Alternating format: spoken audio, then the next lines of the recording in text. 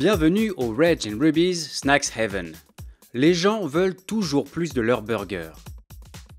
Qu'est-ce qui les rend uniques? Ce n'est ni leur bœuf, ni leur laitue, ni leur cornichon, mais leur sauce secrète.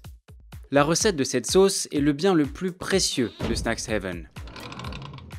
Alors que Reg et Ruby commencent à ouvrir des Snacks Heaven aux quatre coins du monde, une super consultante fait son apparition. Elle leur dit qu'elle peut faire substantiellement augmenter les profits mondiaux de l'entreprise. Pourquoi ne font-ils pas payer aux filiales étrangères un droit pour utiliser la recette de leur sauce secrète? Après tout, c'est ce qui fait le succès de leur burger. Ce n'est pas une bonne nouvelle pour les gouvernements étrangers. Avec ce droit sur la sauce secrète, il leur restera moins d'argent pour financer des services comme la santé ou l'éducation. Mais les profits étrangers, eux, resteront quand même taxés dans le pays d'origine de Snacks Heaven, d'où vient la sauce secrète, pas vrai? Eh bien, pas sûr. La super consultante dit à Reg et Ruby de prendre une copie de leur recette secrète et de la transférer dans un pays où les profits des entreprises ne sont pas taxés. Et elle s'occupera du reste. Après ce voyage, les affaires reprennent comme d'habitude.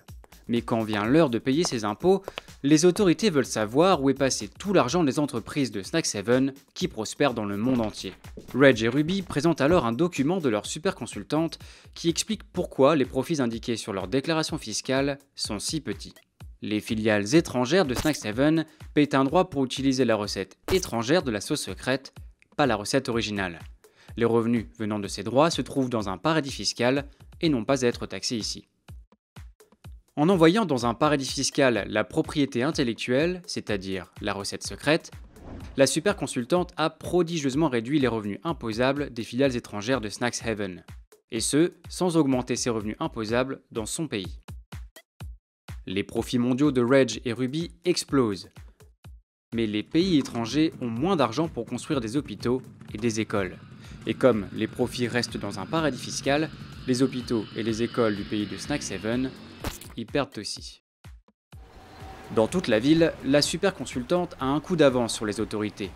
Elle propose à d'autres entreprises de placer, elles aussi, leurs propriétés intellectuelles dans des paradis fiscaux.